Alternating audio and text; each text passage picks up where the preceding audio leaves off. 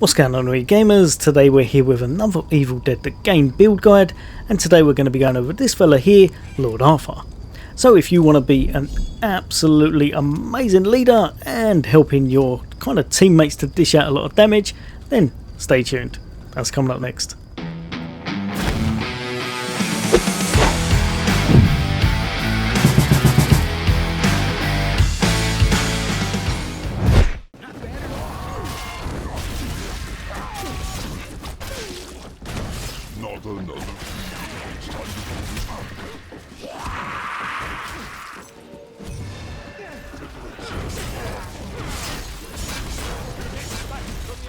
Welcome back all you guys and girls, as always, for all things gaming, for all things Xbox, then why not hit that subscribe and bell icon.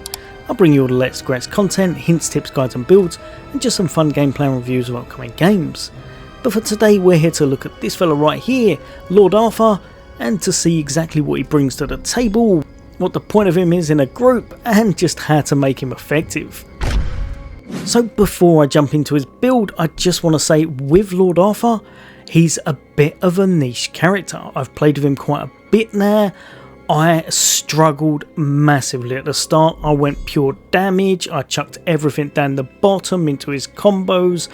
I just tried to make him dish out a lot of damage and to run around trying to kind of do exactly the same as a warrior, and I fell over constantly. He's very, very good.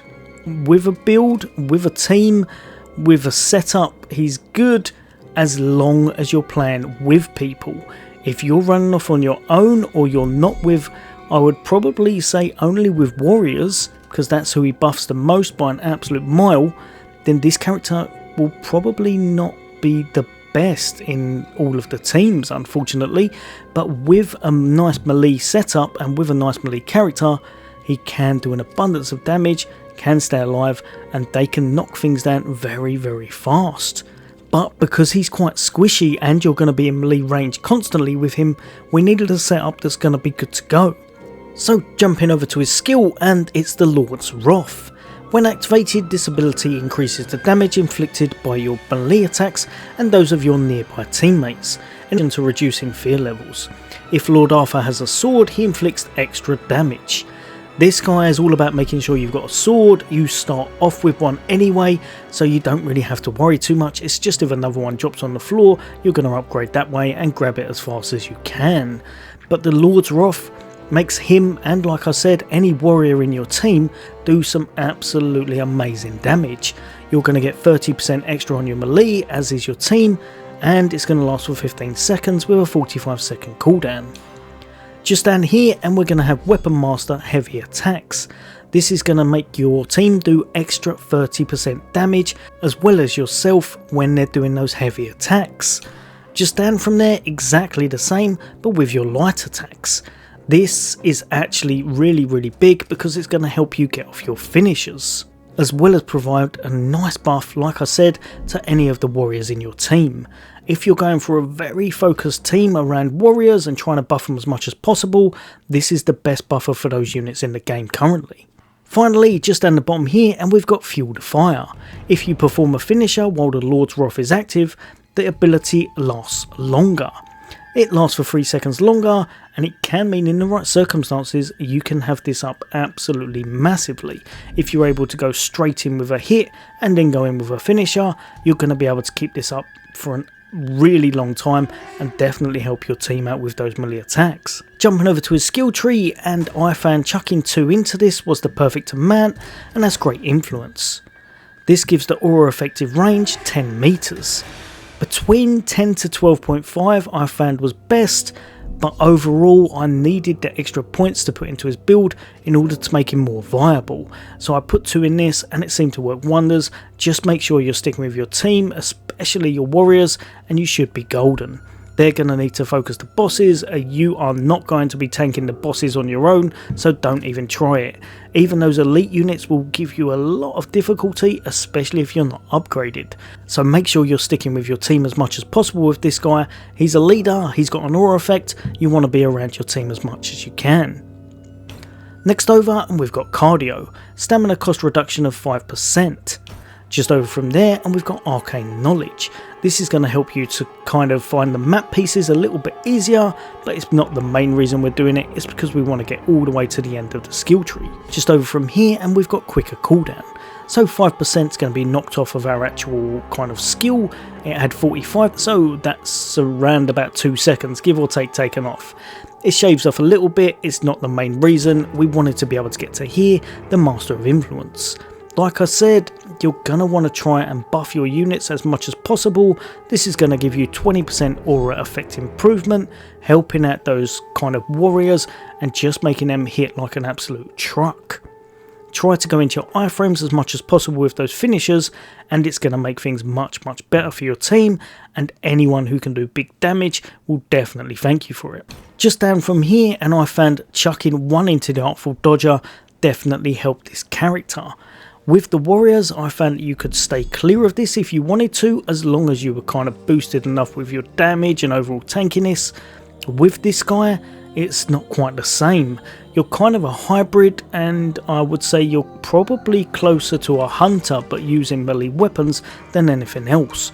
Being able to do a few dodges extra definitely helps and means that you're not getting caught out anywhere near as much, especially if someone's focusing on you, because they know you can't take as much damage as a warrior. Just down from here, and we've got Industrial Strength. This is going to increase our maximum health by 20%. I would say this is 100% needed on this character. He is squishy, very squishy. You're always in amongst things, you're always doing your close range damage. He can get focused on and he can fall over. Be with your team in a well organised team, and this guy is just a game changer with some of the kind of characters like Army of Darkness Ash, but on his own, if he gets caught out, he's in trouble. Put some health in, put some kind of viability in like with this, and it's going to make things a lot easier. Just over from here, and we've got Deep Pockets Matchsticks. This is going to give you one extra, not the be all and end all, but it does help in some situations, and it allows us to go further in our skill tree. Again, like Therapy, increases the speed that fear lowers in lit area. 15% means it's going to come down a little bit faster and allow you to move on. Just over from here is Fear No Evil. Reduction of fear received 5%. All in all though, we're trying to get over to here more than anything, and that's going to give us Tougher Than Hell. Even with this on, 10% damage reduction, plus this, plus some dodges. If you're unlucky and if you get caught out, and if everyone abandons you, you're going to struggle. Like I said, you're mainly focused on close range, but you don't have the survivability of a warrior class. This allows you to have a chance because you can get a bit of damage negation and a bit of health, and you've got a few dodges about yourself. Definitely the most well-rounded options, and will help you stick around in those tough fights.